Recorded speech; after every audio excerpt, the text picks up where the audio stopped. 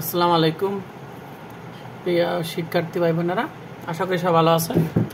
আজকে খুবই গুরুত্বপূর্ণ প্রশ্ন নিয়ে এসেছি ভেক্টর অধ্যায় থেকে। স্টোকসের উপপাদ্য বিবৃত এবং প্রমাণ করো।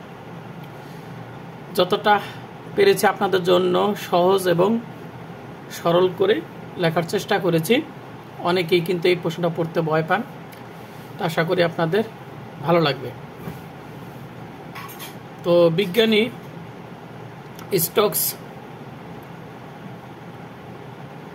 যে উপপাদ্যটি উল্লেখ করেছেন সেটি হলো, কোনো একটা আবদ্ধ বক্ররেখা দ্বারা কোনো ভেক্টর অপেক্ষকের চারদিকে স্পর্শীয় সরল রৈখিক সমাকলন ওই বক্ররেখা দ্বারা আবদ্ধ বক্র তলের উপর ভেক্টর অপেক্ষকের কার্লের উলম্ব তলীয় সমাকলনের সমান। তো এই জিনিসটা আপনাদের বোঝার জন্য আপনাকে আগে বুঝতে হবে যে একটা আবদ্ধ বক্ররেখা, প্রথমে দেখি একটা আবদ্ধ বক্ররেখা। এটা একটা আবদ্ধ কি বক্ররেখা, এটা কি আবদ্ধ বক্ররেখা। যেহেতু এটা আবদ্ধ বক্ররেখা, তাই দেখেন এখানে একটা ইন্টিগ্রেশন দিয়ে আমরা একটা কি এখানে একটা বৃত্তাকার চিহ্ন দিয়েছি। এটা দ্বারা কি বোঝায়? একটা আবদ্ধ বক্ররেখা বা লাইন ইন্টিগ্রাল বোঝায়। এই চিহ্নটা দ্বারা কি বোঝায়? লাইন ইন্টিগ্রাল বোঝায় বা আবদ্ধ বক্ররেখা। তখন আবদ্ধ বক্ররেখা দ্বারা কোনো ভেক্টর অপেক্ষকের, ভেক্টর অপেক্ষক কোনটা? যেমন এই একটা ভেক্টর অপেক্ষকের চারদিকে স্পর্শীয় সরল রৈখিক সমাকলন। তাহলে আমরা সমাকলন করব, এই ভেক্টরকে সমাকলন করব। কোন ধরনের সমাকলন করব? সরল রৈখিক সমাকলন করব। এখন বলতে পারেন যে রেখাটা হলো বক্র, কিন্তু আমরা সরল রৈখিক সমাকলন কিভাবে করব, তাই না? আমার কাছে প্রশ্ন আসতে পারে। তাই সেটা বোঝানোর জন্য দেখেন আমরা এখানে একটা কি করি, এখানে আমরা একটা বৃত্ত অঙ্কন করি। এটা একটা কি আবদ্ধ বক্ররেখা। তো একটা আবদ্ধ বক্ররেখা, এটা একটা বক্ররেখা। তাহলে এইটার আমি যদি একটা ক্ষুদ্র অংশ চিন্তা করি, তাহলে এইখান থেকে এতটুকু একটু খেয়াল করলে দেখেন তো, শুধু যদি এতটুকুর দিকে তাকান, এইখানে কি মনে হবে? এটা একটা সরল রেখা মনে হবে কি না আপনার কাছে? সরল রেখা হবে। তাহলে এরকম ক্ষুদ্র ক্ষুদ্র অংশে যদি আমরা একটা বক্ররেখা ভাগ করি, তাহলে দেখেন এটা একটা বক্ররেখা, এটা একটা বক্ররেখা, এটা একটা বক্ররেখা। এরকম ক্ষুদ্র ক্ষুদ্র বক্ররেখা, এরকম ক্ষুদ্র ক্ষুদ্র বক্ররেখা কিন্তু দেখতে কি সরল রেখা। যেমন এতটুকু সরল রেখা, এতটুকু আবার কি সরল রেখা, ঠিক আছে? তাহলে এরকম ক্ষুদ্র ক্ষুদ্র সরল রেখা যদি আমরা সমাকলন করি, তাহলে আমরা এই সম্পূর্ণ বক্ররেখার কি পাবো? সমাকলন পেয়ে যাব, তাই না?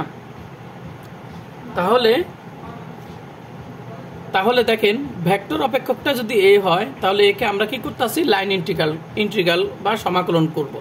তো সমাকলন করলে আমরা যেই মানটা পাবো, ঠিক আছে, এ ভেক্টর অপেক্ষকের আমরা সরলরৈখিক সমাকলন করলে আমরা যেই কি পাবো? সমাকলন মান পাবো, সেইটা হবে মানে এই সমাকলন মানটা হবে ওই বক্ররেখা দ্বারা আবদ্ধ বক্রতল। বক্রতল কোনটা আবার? এই হলো আমার বক্ররেখা, বক্ররেখা দ্বারা আবদ্ধ বক্রতল। তাহলে এটা যদি বক্ররেখা, আর বক্ররেখা দ্বারা আমার আবদ্ধ তল কোনটা? এগুলো হলো কি আবদ্ধ তল। এটা হলো কি আবদ্ধ বক্রতল, ঠিক আছে?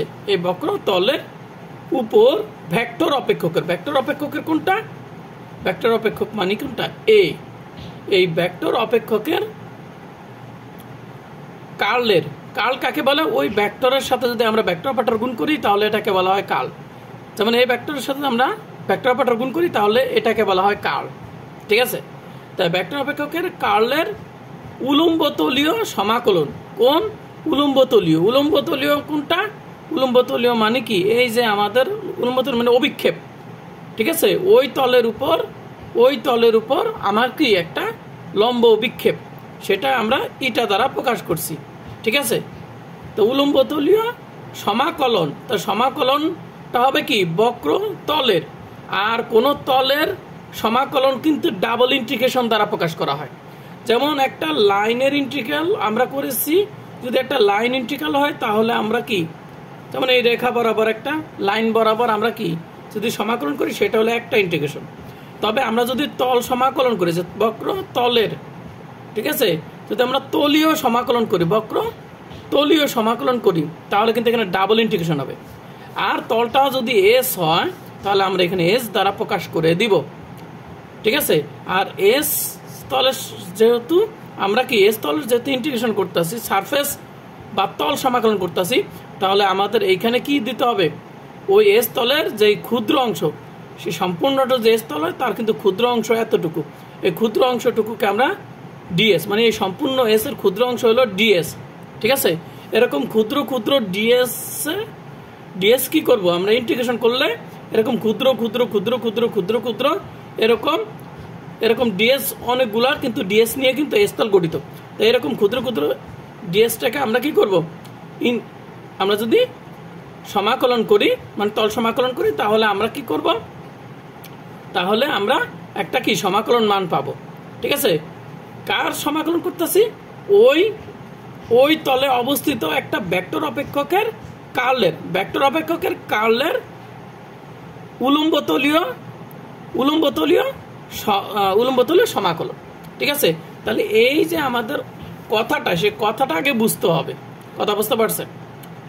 আচ্ছা, আর এইটা আর এটা একই, শুধু দেখেন আমরা যখন এই অভিক্ষেপ বা স্থলের, এটাকে বলা স্থলের অভিক্ষেপ বা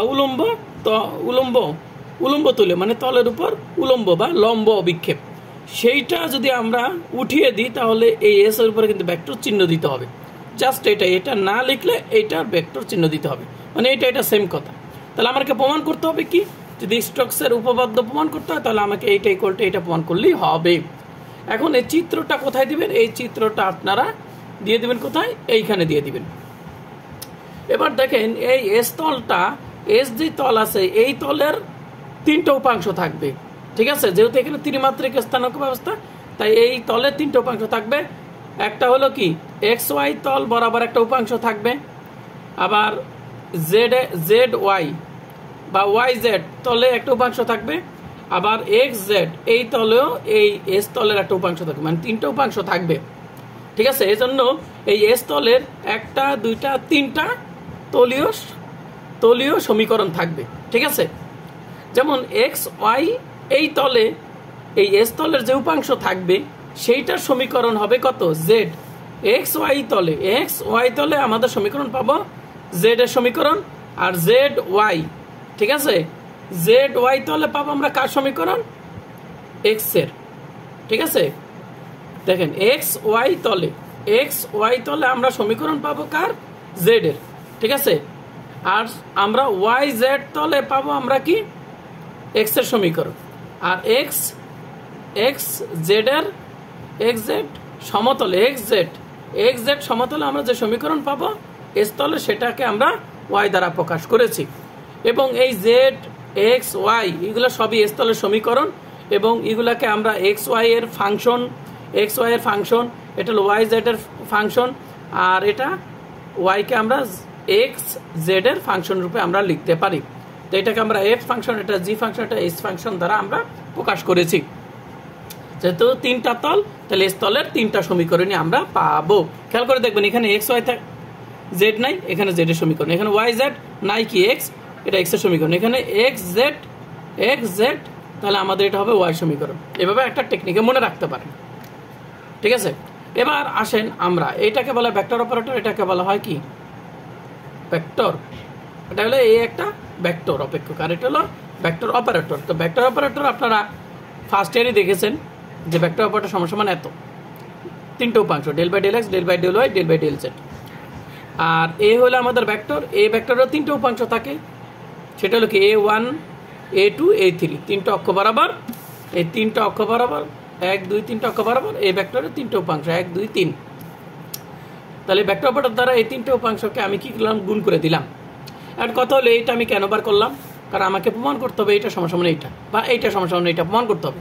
তো আমি এইটা থেকে যদি এইটা প্রমাণ করতে যাই, তো আমাকে কি করতে হবে, আগে ভিতরেরটুকু বার করতে হবে। তো এই ভিতরেরটুকু আমি এই জন্য আগে কাজ করতেছি। এখন এই ভিতরেরটুকু কাজ করতে গিয়ে দেখা যায় এখানে আবার 3টা অংশ হয়ে গেছে। তো এই 3টা অংশ আমার যদি বার করতে হয় তাহলে আমাকে আগে কি করতে হবে, আগে ছোট্ট অংশ নিয়ে কাজ করতে হবে। ঠিক আছে, তাহলে আমি এই যে ছোট্ট মানে এটা যেহেতু আবার 3টা অংশ, তাহলে আমরা একটা অংশ নিয়ে আবার কাজ শুরু করে দিলাম। তো এটা হলো কি কাল কিভাবে বের করে, ক্রস গুণনটা আপনার ফার্স্ট ইয়ারে জানেন কিভাবে করতে হয়। তাহলে আমরা কি কয়টা, যেহেতু 3টা অক্ষ, তাহলে আই জে কে 3 অক্ষ বরাবর একক ভেক্টর আই জে কে। তাহলে এটার 3টা উপাংশ কি, del by del X, del by del Y, del by del Z. 3 অক্ষ বরাবর, 3টা অক্ষ বরাবর আমরা মান বসিয়ে দিয়েছি। কথা বুঝতে পারছেন? 3টা উপাংশের মান বসিয়ে দিয়েছি। এরপর দেখেন কিন্তু এইটার এখানে এ ভেক্টরের যে 3টা উপাংশ, এর ভিতরে আমরা এখানে শুধু প্রথম উপাংশটা নিছি। তাহলে এখানে শুধু আই একক ভেক্টর আই একক ভেক্টর বরাবর আমার এই ভেক্টর উপাংশ হলো a1, শুধু আমি a1 নিয়ে কাজ করতেছি, a2 a3 নাই।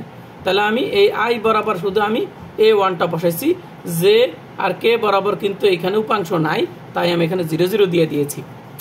এরপর দেখেন আমাকে কি করতে হবে, এখানে গুণ করতে হবে। এই গুণটা আপনার ফার্স্ট ইয়ারে করেছেন বলবিদ্যা সাবজেক্টে।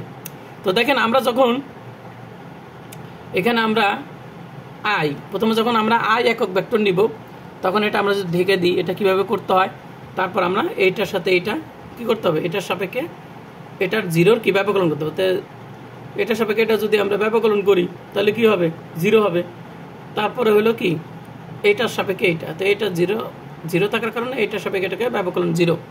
ঠিক আছে, তাহলে আই নিলে আমাদের আয়ের লাইনটা ঢেকে রাখলে আমাদের এদিক থেকে গুণ করতে হবে আগে, তারপরে এই দিক থেকে গুণ করতে হবে আগে পরে।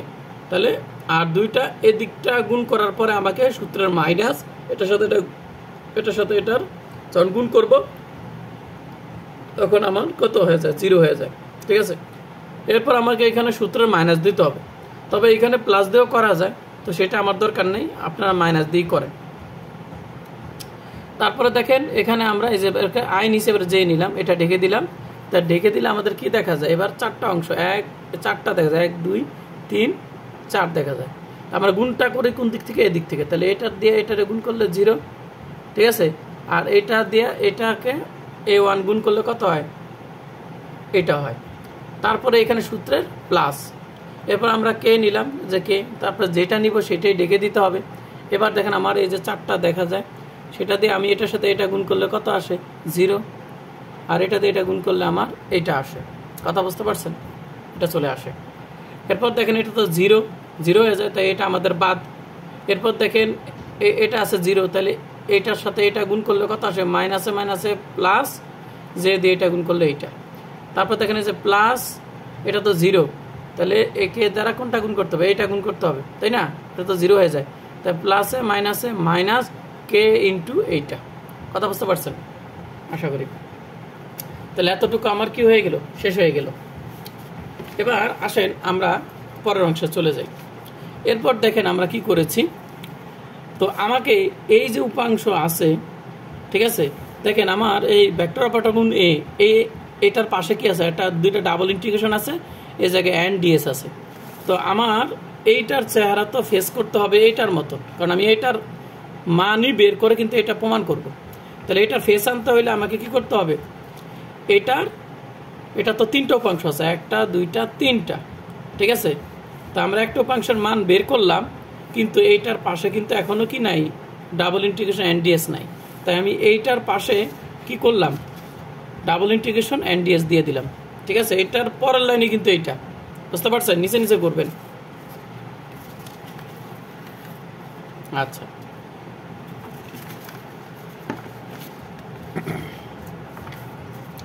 এরপর দেখেন তাহলে আমরা ডাবল ইন্টিগ্রেশন এনডিএস নিলাম। তো আমরা এই সাইডে যেহেতু নিছি, এইটার যে দুই সাইডে নিছি, তাহলে আমাদের এই মান যে এইটা আছে, তাহলে এটারও দুই সাইডে কিন্তু একই কাজ করতে হবে। তাই একই কাজ আমরা করলাম, উভয় সাইডেই ইন্টিগ্রেশন এবং এনডিএস লিখে নিলাম, এই পার এই সাইড। এরপর দেখেন আমরা কি করলাম, এরপর আমরা এটা দ্বারা দুইটাকে গুণ করলাম, এখানে কি করছি, গুণ করছি। আশা করি বুঝতে পারছেন, এটা খুবই সহজ। এবার আমরা কি করব, এবার এটা আমাদের 1 নম্বর সমীকরণ দিয়ে দিলাম। এবার আমরা এখানে চলে যায়। এখন আমরা স্থলের সমীকরণ পেয়েছি কটা? স্থলের সমীকরণ পেয়েছি কটা? 3টা পেয়েছিলাম। তো আমরা স্থলের যে সমীকরণ, তো 3টা স্থলের 3টা উপাংশ আমরা দেখি, একটা এক্স ওয়াই, ওয়াই জেড, এখানে আমরা কি 3টা পেয়েছি, 1 2 3, তাই না? তাহলে আপনি একটু খেয়াল করে দেখেন, আমরা 3টা তলের জন্য আমরা কি 3টা সমীকরণ পেয়েছিলাম। কয়টা? 3টা সমীকরণ পেয়েছিলাম। এইখানে কটা? 3টা পেয়েছিলাম। তো আমি এই জেড সমীকরণটা পেয়েছি এক্স ওয়াই তলের জন্য, ঠিক আছে? এবং জেডটা হলো এক্স ওয়াই এর কি, এক্স ওয়াই এর জেড সমীকরণের মানটা নির্ভর করে এক্স এবং ওয়াই এর মানের উপর। এবং এই জেড তলের এই যে জেড এর সমীকরণটা অবস্থিত কোনটায়? স্থলের কোন তলে? স্থলের এক্স ওয়াই তলে, ঠিক আছে? এই যে আমাদের এক্স ওয়াই, কারণ এই জেড এর সমীকরণটা কোথায় অবস্থিত হবে? এক্স ওয়াই তলে অবস্থিত, ঠিক আছে? এক্স ওয়াই তলে অবস্থিত। তা আমরা এখানে ইচ্ছা করলে আমরা এইটা যে কোনোটা দিয়ে আমরা কি ধরে করতে পারি। তো আমি এক্স ওয়াই সমতলে স্থলের যে সমীকরণ সেটা দিয়ে আমি করব, ঠিক আছে? তো আমরা এখন এটা লিখলাম। এখন স্থলের উপর কোনো বিন্দু অবস্থান ভেক্টর নেন, স্থলের উপর যদি কোনো একটা স্থলের উপর অবস্থিত কোনো একটা বিন্দুতে যদি একটা অবস্থান ভেক্টর অবস্থান করে, ঠিক আছে? মানে স্থলের উপর কোনো একটা বিন্দুর অবস্থান ভেক্টর, স্থলের উপর কোনো একটা যদি আমরা বিন্দু চিন্তা করি এবং ওই বিন্দুর অবস্থান ভেক্টরকে আমরা জানি আর দ্বারা প্রকাশ করা হয়, এবং অবস্থান ভেক্টরকে আমরা জানেন যে কিভাবে প্রকাশ করে, এক্স ওয়াই জেড দ্বারা প্রকাশ করে, ঠিক আছে? 3টা অক্ষ বরাবর এক্স ওয়াই জেড দ্বারা প্রকাশ করা হয়। এখন এই আরকে আমাকে কি করতে হবে? এই আরকে আমাকে ব্যবকলন করতে হবে, ঠিক আছে? এখন ওয়াই সাপেক্ষে আমার আরকে ব্যবকলন মানে কি? ওয়াই সাপেক্ষে আরকে ব্যবকলন মানে হলো ওয়াই সাপেক্ষে আর মানে হলো ওয়াই সাপেক্ষে আর এর এই সম্পূর্ণটাকে ব্যবকলন। আবার বলতেছি, ওয়াই সাপেক্ষে আরকে ব্যবকলন মানে কিন্তু এই সম্পূর্ণটাকে ব্যবকলন করা, ঠিক আছে? তাহলে আমি এখানে যদি আর লিখছি, আসলে কিন্তু এইটাকে ব্যবকলন হচ্ছে। তাহলে দেখেন, ওয়াই সাপেক্ষে যদি আমি ব্যবকলন করি, এইটাকে ব্যবকলন করি আর এর এই উপাংশটাকে, তাহলে এখানে কোনো ওয়াই নাই। তাহলে আমি যদি ওয়াই সাপেক্ষে করছি, এই অংশে কোনো ওয়াই নাই, তাহলে এই অংশের ব্যবকলন 0 হবে, এটা বাদ, প্লাস, ঠিক আছে? এখন ওয়াই সাপেক্ষে আমি এবারকে এইটাকে করব, ঠিক আছে? এইটার ভিতর আমার ওয়াই আছে, তাই ওয়াই সাপেক্ষে ওয়াই করলে কত হয়? 1 হয়। সেই 1 দিয়ে জেরে গুণ করলে যে হয়, এই যে প্লাস প্লাস। ওয়াই সাপেক্ষে আমি আর যে করবো, এবার কারের কোন অংশটা করবো? এইটাকে করব। তো দেখেন, ওয়াই সাপেক্ষে যখন আমি এটাকে করব, তো এইখানে তো ওয়াই নাই, তাহলে এই প্রথম অংশের মতন এইখানেও তো 0 হওয়ার কথা ছিল, বা একটা আর লেখা দরকার ছিল না 0টা, কিন্তু এখানে তো আমি 0 দিই নাই। আমি আরও কি ওয়াই সাপেক্ষে এই জেডের ব্যবকলন হয় দেখাইছি, কিন্তু এখানে 0 লিখি নেই। তো এখানে ওয়াই ছিল না, এটা আমরা 0 বলেছি। এটা কেন আমরা 0 বলিনি? কারণ এই জেড নির্ভর করে এক্স এবং ওয়াই এর মানের উপর, অর্থাৎ এই জেডটা হলো এক্স ওয়াই এর ফাংশন, এক্স ওয়াই চলকের ফাংশন। তাই এই জেডের ভিতরে কিন্তু এক্স এর মান ওয়াই এর মান দুটোই আছে। যেহেতু ওয়াই আছে, সুতরাং ওয়াই সাপেক্ষে এই জেডটা ব্যবকলন যোগ্য, এই জন্য আমরা ওয়াই সাপেক্ষে জেডের ব্যবকলনটা দিয়ে রেখেছি। আর এই হলো আমাদের একক ভেক্টর। এরপর আমরা এই উভয় সাইডে আমাদের যেই এন ক্যাপ মানে স্থলের উপর যে অভিক্ষেপ, সেইটা দ্বারা উভয় পক্ষে গুণ করছি। গুণ করার ফলে এইটা ইকুয়াল টু আমরা 0 লিখেছি, আর এইটা এই সাইডে আমার যা আছে তাই লিখেছি। তো এটা 0 হইলো কেন? আর ও এন এরা পরস্পর লম্ব, এরা সবসময় লম্ব আকারে থাকে, বিদায় আমরা জানি দুইটা রাশির ডট গুণন, দুইটা ভেক্টর রাশির যদি ডট গুণন কি হয়? 0 হয়, তখনই এই দুইটা ভেক্টর রাশি কি হয়? লম্ব হয়। যেহেতু এরা লম্ব, তাই এদের ডট গুণন অবশ্যই 0 হবে। ওকে, এরপর আমরা কি করছি?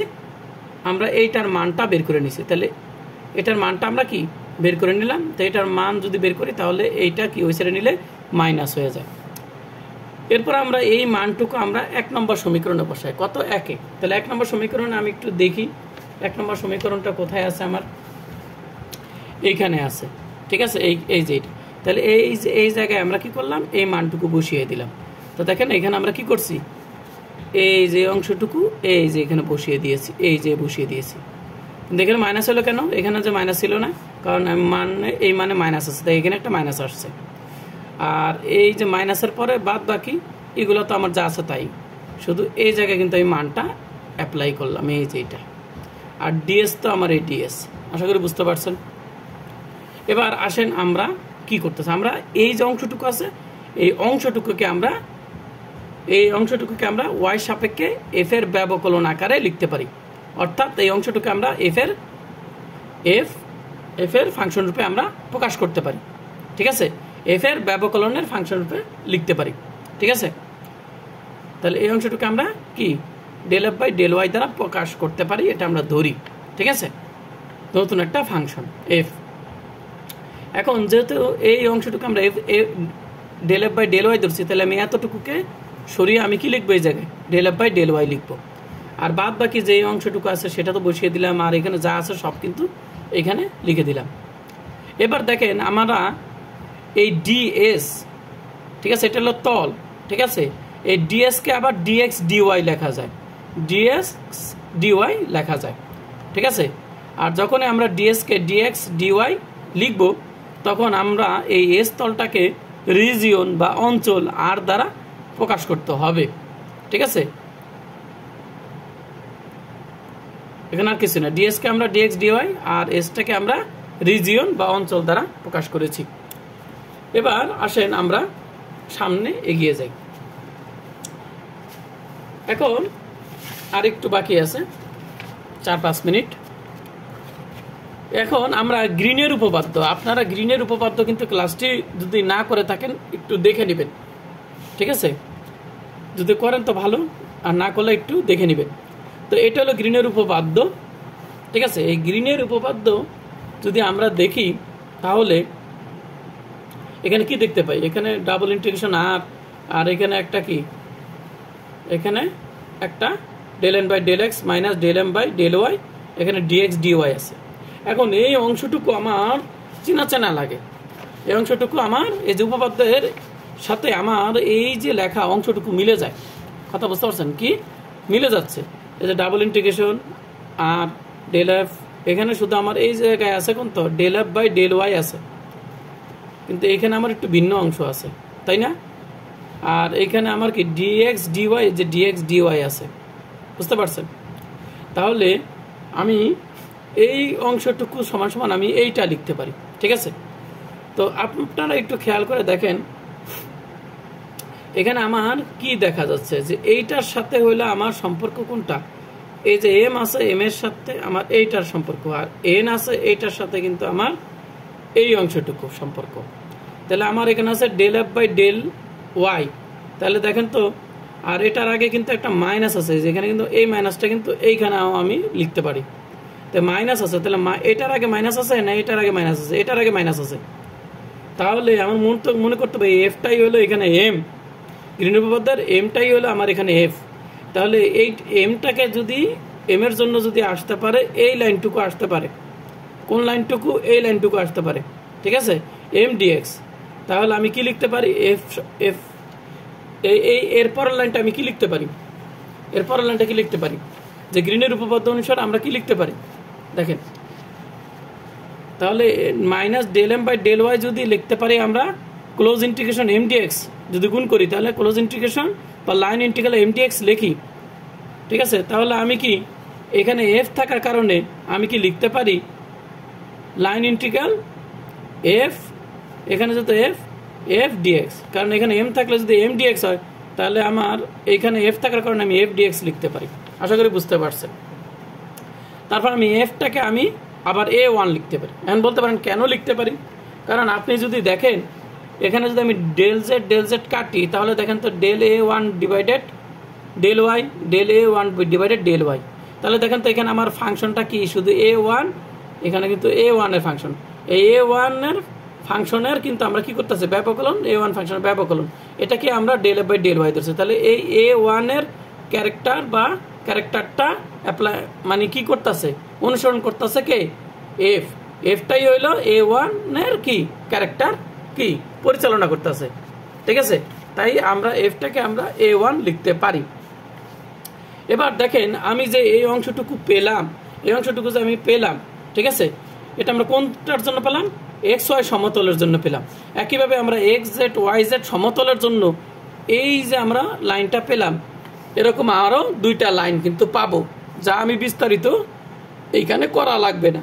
তাহলে দেখেন, যখন আমরা এক্স জেড ওয়াই জেড তলের জন্য করব, তখন আমাদের কি হবে? তখন এরকম উপাংশ, এই দেখেন এখানে উপাংশ লিখছে, এখানে এ ওয়ানের জায়গায় শুধু A2, আয়ের জায়গায় জে, আর কিছুই না। আর এখানে এ ওয়ানের জায়গায় A2, ডিএক্স এর জায়গায় ডিওয়াই। কথা বুঝতে পারছেন? এরপরে দেখেন ওয়াই জেডের জন্য আমরা এইটার মতনই আমরা একটা লাইন পাবো এরকম। কথা বুঝতে পারছেন? এরকম আমরা একটা কি লাইন পাবো।